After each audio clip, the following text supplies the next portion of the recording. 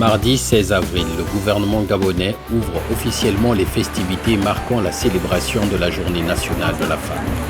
Cette année, les autorités fondent une pierre deux coups en fêtant simultanément la Journée internationale des droits des femmes, célébrée le 8 mars.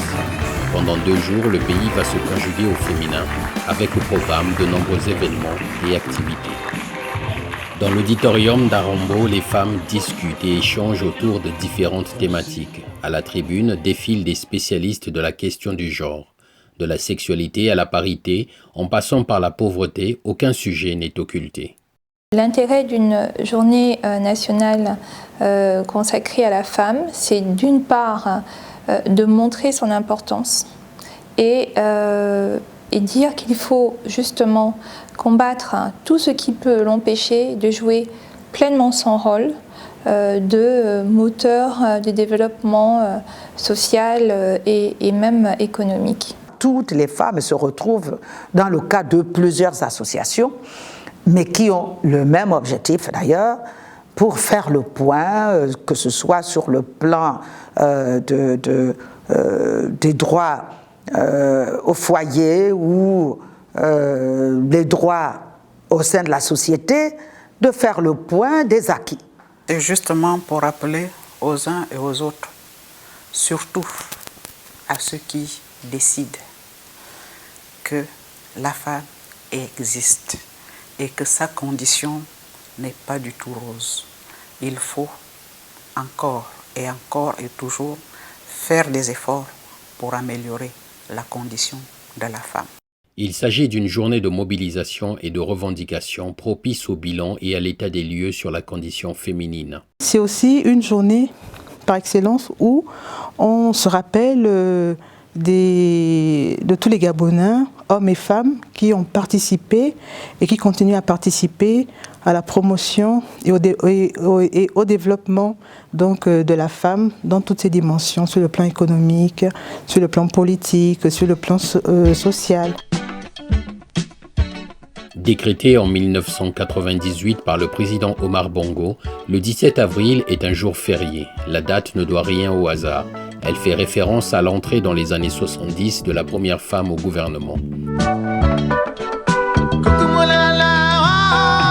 Le 17 avril est aussi un jour d'action. Au rond-point de la démocratie convergent des hommes et surtout des femmes de tous les arrondissements et quartiers de Libreville.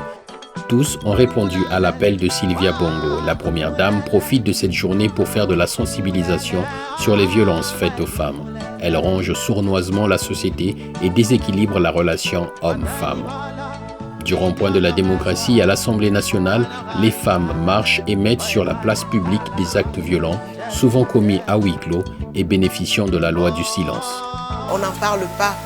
Et ce qui est quelque peu justifié dans la mesure où c'est quand même un fléau qui touche à l'intimité des personnes. Donc il n'est pas toujours aisé pour les femmes, pour une femme, d'avouer voilà, qu'elle est maltraitée, qu'elle est battue.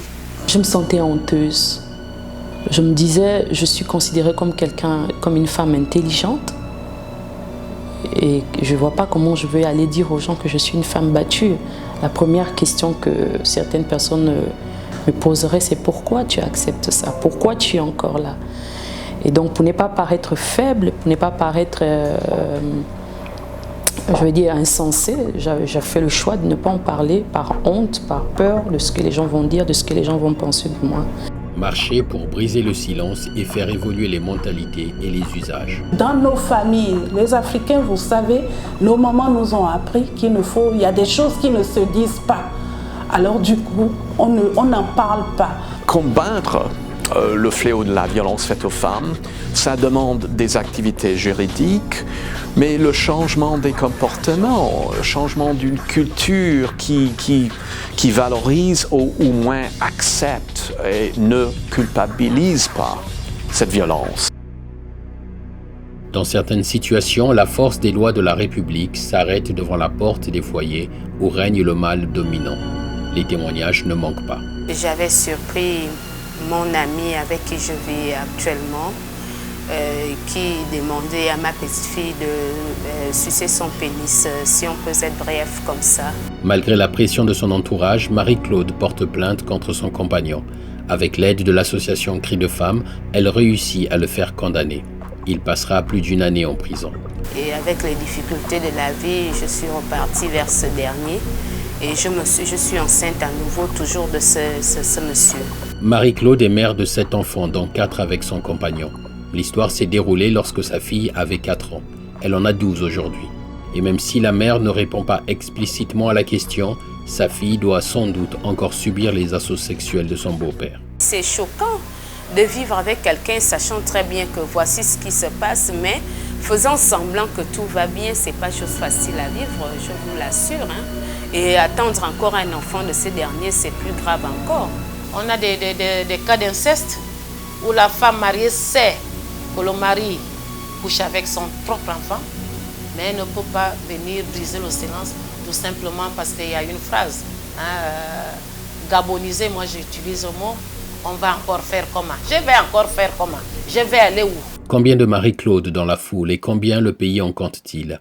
Les militantes avancent aux côtés de la première dame que certaines n'hésitent pas à ériger en porte-étendard. Des causes pour faire évoluer la situation des femmes, Sylvia Bongo en a déjà porté. Aussi, elles bénéficient d'emblée de leur confiance, contrairement à l'État.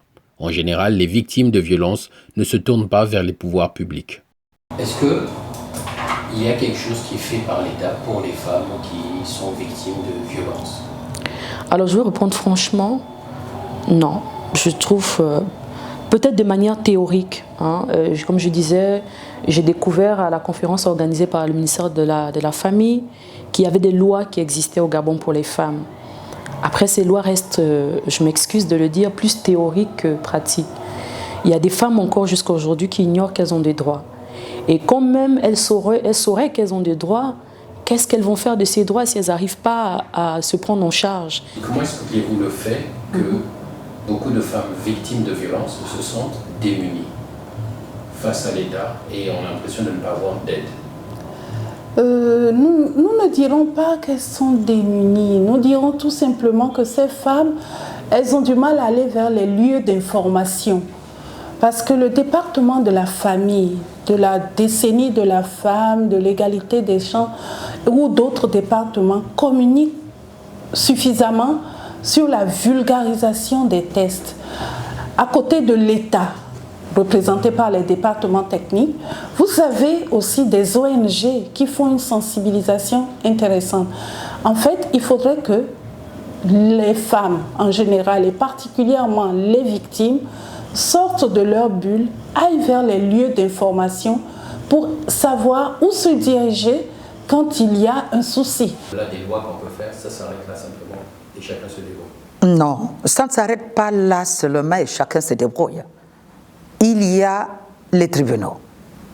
Les tribunaux sont là pour veiller au respect justement des droits des citoyens, y compris les droits de la femme. Nul n'est censé ignorer la loi. Le cadre légal reste favorable aux Gabonaises. Le pays a ratifié de nombreuses conventions internationales sur la défense des droits des femmes.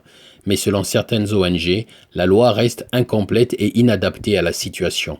Elle réclame des lois spécifiques contre les violences du genre. À ce jour, au Gabon, un concubin ou un mari qui violente son épouse, il ne va pas être puni au titre de la violence basée sur le genre ou de la violence sexo-spécifique, mais il va être puni pour voie de fait volontaire ou coups et blessures volontaires ou voie de fait.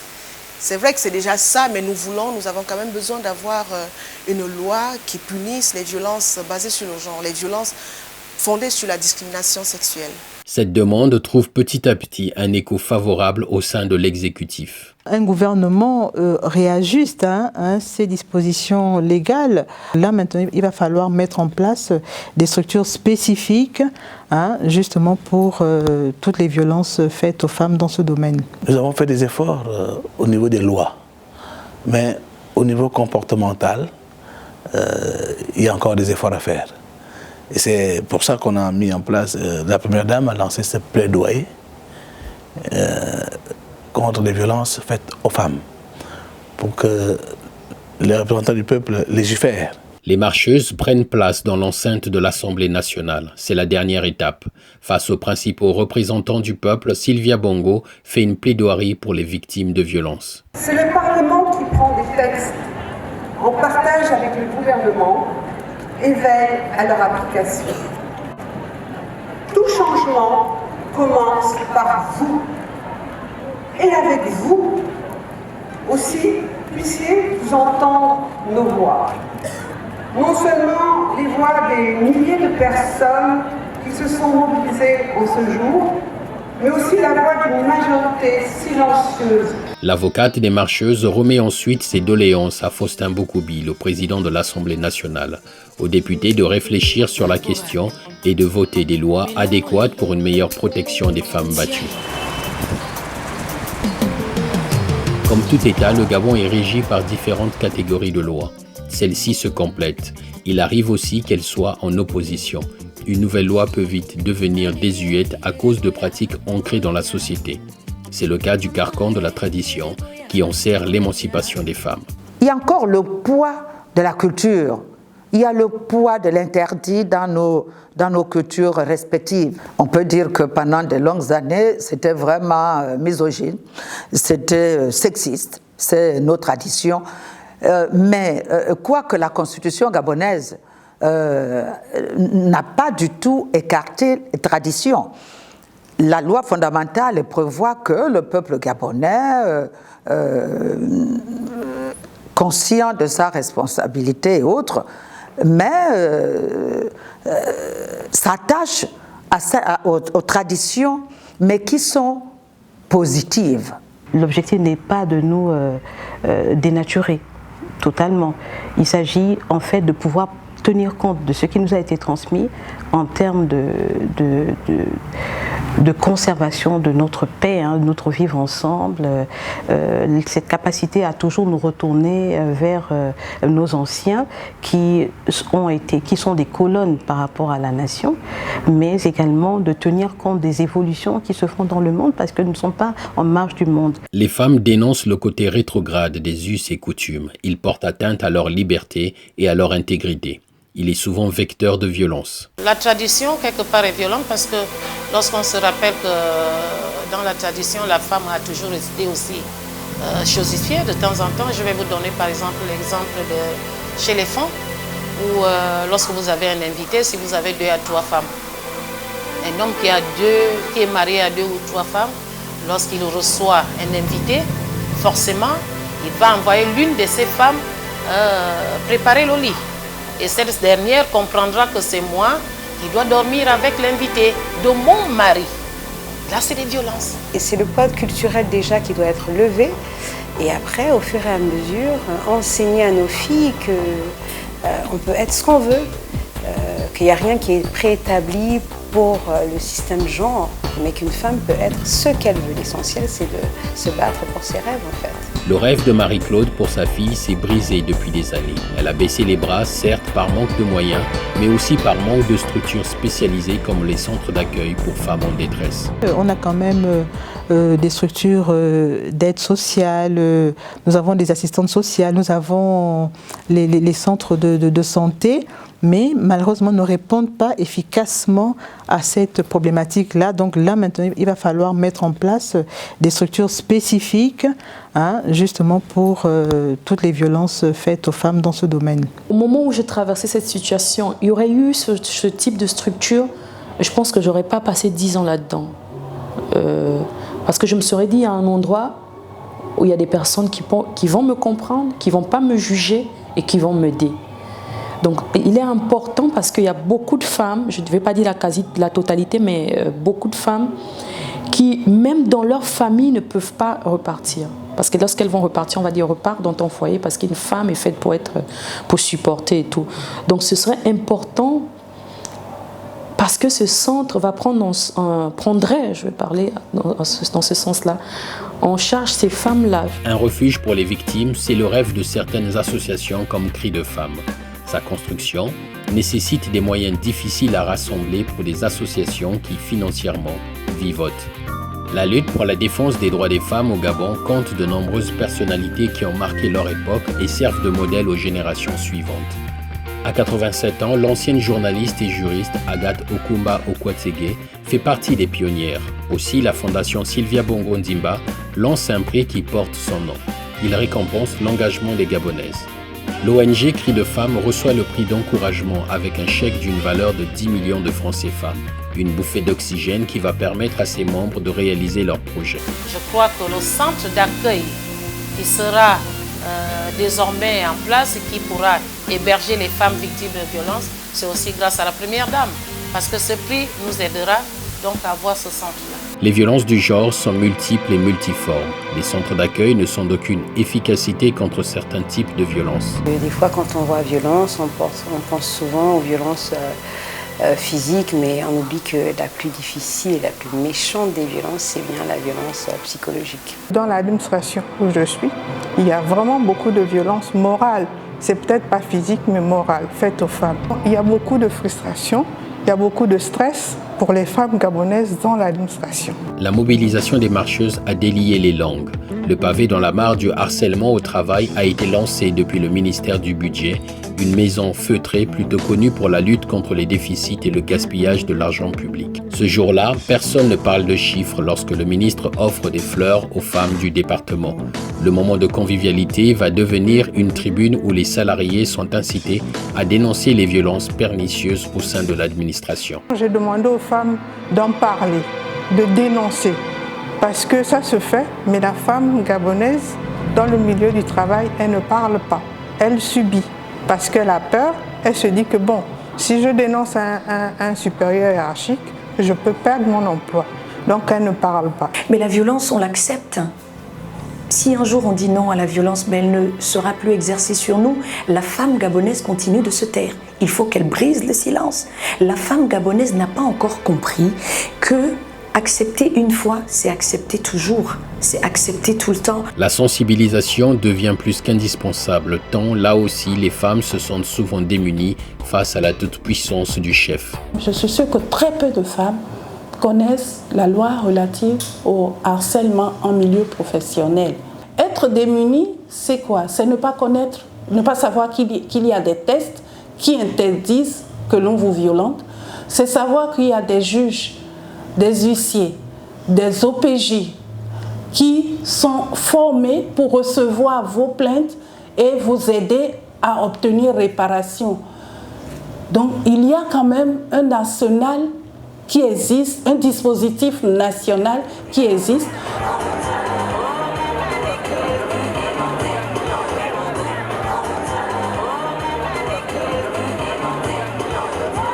Le 1er mai, c'est le jour du défilé. C'est aussi le jour où l'État honore ses loyaux serviteurs. Il y en a pour tous les âges et toutes les catégories. Certains ont consacré toute leur vie à la fonction publique. Les décorations symbolisent la reconnaissance de l'employeur sans aucune distinction de sexe. Tous demeurent égaux devant la médaille du travail. L'État donne un égal accès à l'éducation, à la culture, aux filles et aux garçons. Pendant leurs premières années d'études, les filles sont souvent même meilleures que les garçons. Dans la fonction publique, en tout cas, le statut général des fonctionnaires, comme le Code du travail, à compétence égale, salaire égal. Ce constat en appelle un autre dans un pays qui démographiquement compte plus de femmes que d'hommes. La parfaite égalité du statut général disparaît au moment de la nomination au poste important de la fonction publique. On passe de l'équité à une discrimination qui ne dit pas son nom, comme l'a relevé une étude du Sénaf Gabon. Il y a à peine 30% des postes de responsabilité qui sont occupés par les femmes.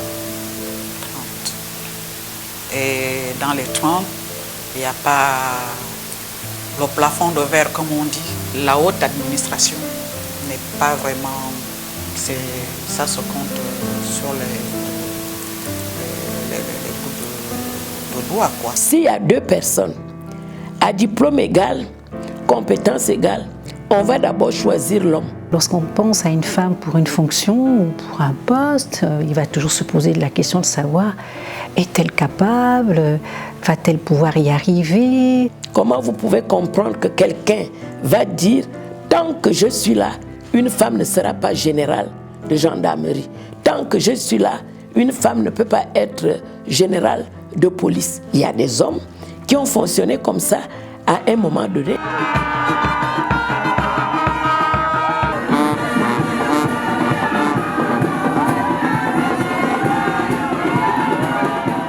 Depuis des décennies, les femmes luttent contre ce type de discrimination. Elles ont pu compter sur des grands noms du féminisme gabonais comme Rose Rogombe. L'ancienne numéro 1 du Sénat devint présidente par intérim de la République du Gabon à la mort d'Omar Bongo en 2009. Et si quelques années auparavant, il existait très peu d'associations et d'organisations de défense des droits des femmes à l'image de l'Association des femmes juristes, aujourd'hui le pays en compte un grand nombre.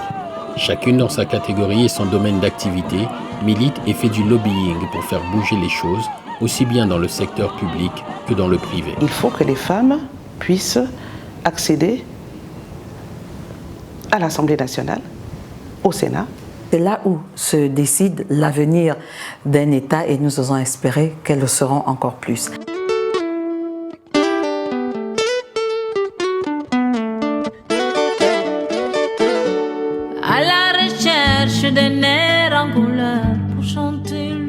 L'union fait la force pour des femmes qui ont l'impression de constamment devoir faire leurs preuves. Elles sont présentes dans la plupart des secteurs d'activité et exercent des métiers dits d'hommes. Du domaine portuaire à la mécanique automobile, la salariée gabonaise travaille son complexe. Les exemples ne manquent pas. Manuela Brando est pilote de ligne depuis plus d'une dizaine d'années. À ce jour, le Gabon ne compte que 2 femmes pilotes. Elles travaillent pour des compagnies aériennes privées. Quand j'arrive dans le cockpit, je suis un pilote avant tout. Je ne suis pas une femme, je ne suis pas Manuela Brando, je suis un pilote. Donc mon but, mon travail consiste à emmener un passager du point A au point B en bonne santé. Et c'est ça, c'est ma vision. Donc quand j'arrive, on oublie la maman, je ne suis plus la maman, je ne suis plus la femme, je suis le pilote. Et c'est peut-être ça que les femmes devraient comprendre, que quand on fait un boulot, qu'importe le boulot qu'on fait, il ne faut pas vraiment occulter qu'on est une femme, mais il ne faut pas mettre cet atout premier. L'essentiel, c'est le travail bien fait et même très bien fait. Gabon 24 n'a que 3 ans. Depuis quelques mois, la chaîne d'information en continu détonne par la composition de son équipe managériale. Les responsables de la chaîne ont décidé de faire confiance aux femmes qui occupent les principaux postes. Ce n'est pas aussi de façon calculée forcément que ça arrive. Il y a eu on s'est retrouvés là, les 2 directrices générales étant des femmes, la directrice de l'information une femme, les rédactrices en chef aussi des femmes. Mais il faut dire que c'est aussi par rapport à l'expérience. Donc, pour ce qui est de Gabon 24 en particulier, les femmes ont plus d'expérience que les hommes dans le métier du journalisme. Et donc, c'est par rapport à notre expérience qu'on se retrouve à ces postes de responsabilité. Ce qui veut dire que pour vous, ces nominations ne sont pas dues au hasard? Non, c'est pas dû au hasard. Ou c'est du moins pas dû au fait que l'on soit forcément des femmes. Si c'était un homme qui avait mon expérience, il serait bien là. Avant nous, il y a eu des hommes. Mais bon, pour le moment, c'est des femmes. Les discussions autour de la place de la femme dans la société se déroulent à un moment particulier de l'histoire du pays. Tout commence en 2015 lorsqu'Ali Bongo décide de donner un coup d'accélérateur au processus d'amélioration de la condition féminine.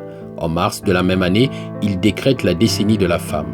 De 2015 à 2025, la Gabonaise est au centre de toutes les attentions. Peut-on construire pour nous-mêmes et surtout pour nos enfants le Gabon de paix,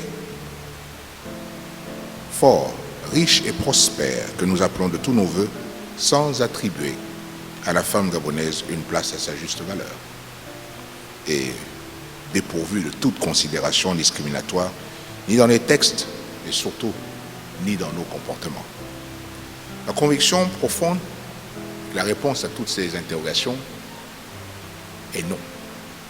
Car la femme gabonaise, pilier de nos familles, doit être aussi un pilier très fort de la construction de notre nation. La décennie de la femme est une initiative du président de la République, chef de l'État, son Excellence Ali Bongo Ondimba. L'initiative consiste à placer la femme au cœur de son projet de société. Aujourd'hui, l'objectif étant de relever tous les indices en matière de la vie des femmes. C'est très important d'avoir un signe très fort du plus haut niveau de l'État, de l'importance de la femme dans la vie de la nation. Alors déjà, symboliquement, d'avoir cela du très haut niveau de l'État, c'est rare c'est rare dans tous les pays, et surtout, je dois dire, en Afrique. La femme gabonaise aujourd'hui est face à son instinct. Il y a un président de la République, Ali Bongo Ondimba, j'entends, qui dit 2015-2025, c'est la décennie de la femme. Il dit aux femmes, femmes, prenez votre place et participez au développement de votre pays au Gabon. Un chiffre caractérise l'impulsion donnée par le président gabonais. Il apparaît désormais comme un marqueur qui permet d'évaluer la représentativité des femmes. Je me souviens qu'il avait réuni les deux chambres du Parlement. Et c'est là-bas où il avait dit, certainement il avait constaté ce que je viens de vous dire, qu'à chaque fois, la femme n'était pas mise à son rang. Et il avait dit, au cours des deux chambres du Parlement réunies en congrès, qu'il fallait tout de même au moins 30% des femmes dans toutes les institutions. Ça fait partie des politiques publiques. Les autorités, les plus hautes autorités ont estimé que pour accélérer justement la prise des décisions en faveur de la femme et par voie de conséquence en faveur de la famille, il fallait consacrer à la femme cette décennie. D'un autre côté, cette discrimination positive en faveur des femmes, pour moi, elle est utile. À partir du moment où on a une femme de qualité qui a la capacité d'en élu sa chance. Bon, je trouve que dans notre système à nous, et d'ailleurs en Afrique, d'une façon générale, on a besoin de ces lois pour encourager aussi les femmes. Elles ont toujours tendance à être dans la censure plutôt que d'oser. 10 ans et 30%, des chiffres qui ouvrent un boulevard de possibilités à la nouvelle génération. C'est un couloir offert à la femme gabonaise pour s'identifier à d'autres femmes. On a les femmes les plus riches du monde. Quand est-ce qu'on verra le nom d'une femme gabonaise sur la liste de ces femmes qui marquent leur époque, qui marquent leur temps, qui marquent leur pays? On est fatigué de voir des femmes qui dansent pour une cérémonie. On veut des femmes qui réfléchissent autour d'une question fondamentale. Je crois que les femmes, peut-être, devraient être plus audacieuses, plus innovantes et plus déterminées. Le concept de la décennie de la femme s'ancre petit à petit dans les esprits. Les femmes portent un regard différent sur leur statut et leurs droits. Elles espèrent que la parole politique sera suivie des faits. Alors, elles montent la garde et scrutent la décennie. Posons des actions de formation, d'encadrement, de soutien et la loi sur les 30%, ça rentre dans le fait de la décennie de la femme. Donc il faut la respecter.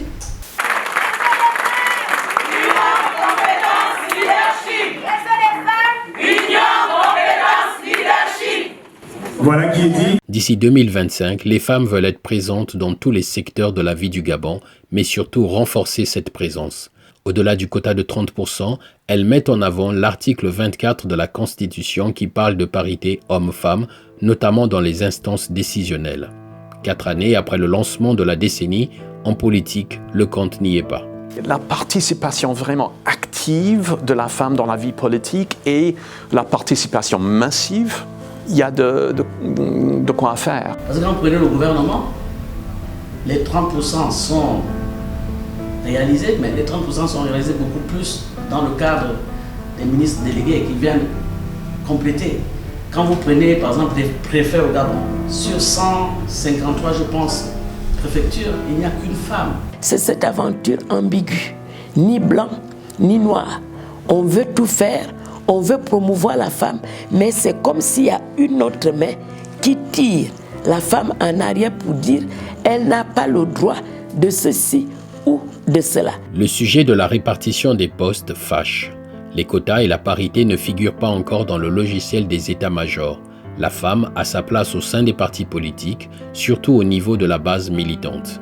Elle est indispensable pour la conquête du pouvoir, quels que soient les scrutins. Ce sont elles qui mobilisent, ce sont elles qui sont sur le terrain, mais quand il faille choisir les représentants, eh bien, on les met derrière toujours, on met l'homme devant. Parce qu'ils sont toujours dans leurs histoires que derrière un grand homme, il y a une femme. Il faut arrêter avec ça. Le Gabon est doté d'un cadre légal très fort pour garantir les droits de la femme. La question, c'est la mise en effet de ce cadre.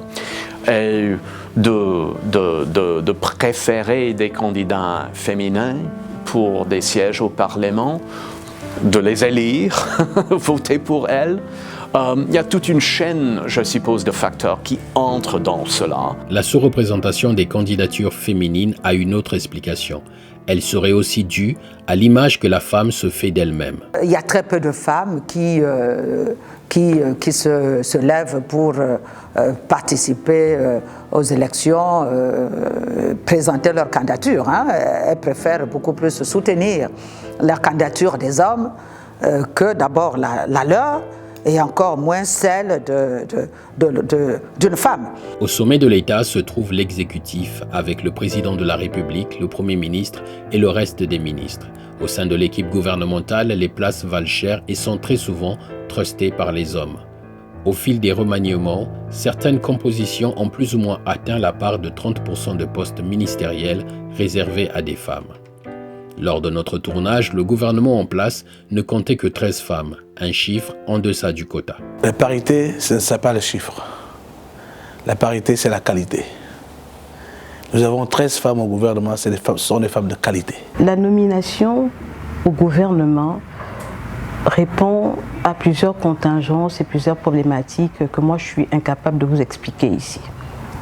Mais il est de notre responsabilité, déjà vous en tant que journaliste et moi qui suis acteur donc de cette vie publique, de relativiser. Pourquoi relativiser? Parce que si au gouvernement nous n'avons pas nécessairement les 10%, on ne peut pas négliger la présence des femmes à la tête des autres institutions en dehors du gouvernement. La présence des femmes au gouvernement pose parfois des questions que l'on ne poserait pas pour un homme.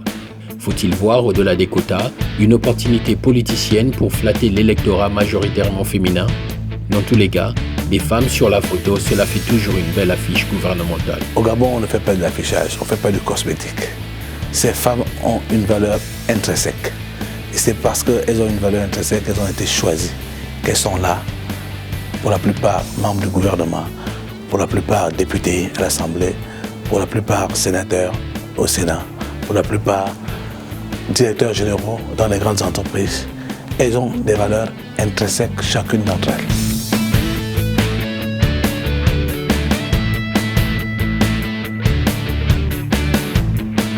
Et qu'en est-il de l'exercice du pouvoir? Dans la violence et la cacophonie politique, ces dames arrivent-elles à faire entendre leur voix et à imposer leur point de vue?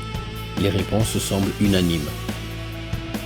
On a eu pendant longtemps cette idée selon laquelle le pouvoir ne peut être exercé que par les hommes, alors que la femme elle-même a un pouvoir qui est à la base de tout pouvoir. J'estime que tout au fond de moi-même, je ressens ce que je fais. Et c'est parce que je ressens ce que je fais que je suis à même d'apporter des améliorations, certes conformément aux directives, parce qu'on n'est pas électron libre. Que ce soit les femmes qui sont ministres ou les femmes qui sont députées, elles n'ont aucune restriction dans l'exercice de leur fonction. Lorsque vous êtes ministre ministre à part entière. Lorsque vous êtes député à part entière. Vous avez été élu, vous êtes allé chercher les suffrages d'un électorat. Non, je ne pense pas. Je pense qu'au Gabon, on a un exemple quand même de leadership politique assez élevé, parce que vraiment, on a des femmes, et ça ne date pas de maintenant, c'est quelque chose qui est initié dans la conscience naturelle. Les femmes au pouvoir, c'est normal. Hein. Lorsque vous regardez Mme Marie-Madeleine Boronture, présidente de la Cour constitutionnelle, est-ce qu'elle a l'air d'exercer son pouvoir par affichage? Elle a tout le charisme approprié pour être à la place où elle est. Tout le charisme. Et je ne pense pas qu'en ce qui me concerne moi, j'exerce mon pouvoir par affichage. Femme de pouvoir et femme d'influence, femme au village et femme au foyer, la gabonaise a 1001 facettes. Sa définition n'est pas évidente. La femme gabonaise est celle-là qui a les pieds ancrés dans sa culture, l'esprit éveillé et qui est en même de s'adapter à l'évolution de la société. La femme gabonaise n'a aucun complexe à avoir vis-à-vis des autres femmes du monde. C'est tout simplement un acteur important sur le plan économique, sur le plan politique, sur le plan social. La femme gabonaise est une femme engagée, une femme déterminée. C'est une femme qui n'attend pas que le mari la nourrisse à la maison. Elle s'active, elle participe aux côtés de son époux. Ainsi en est-il de la Gabonaise en quête de sa destinée. Elle reste une actrice majeure de la vie du Gabon qui ne peut se passer de ses citoyennes.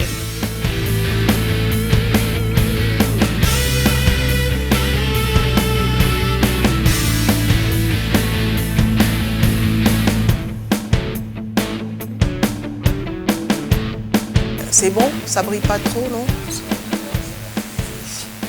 Ok. Mais ça, c'est quelle question? Je ne sais pas trop dans quel sens votre question veut aller en fait.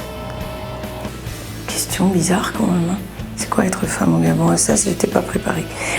Bon, clap de 1, 2, 3. Alors là...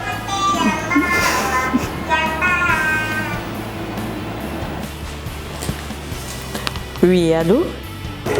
Coupé, faut couper.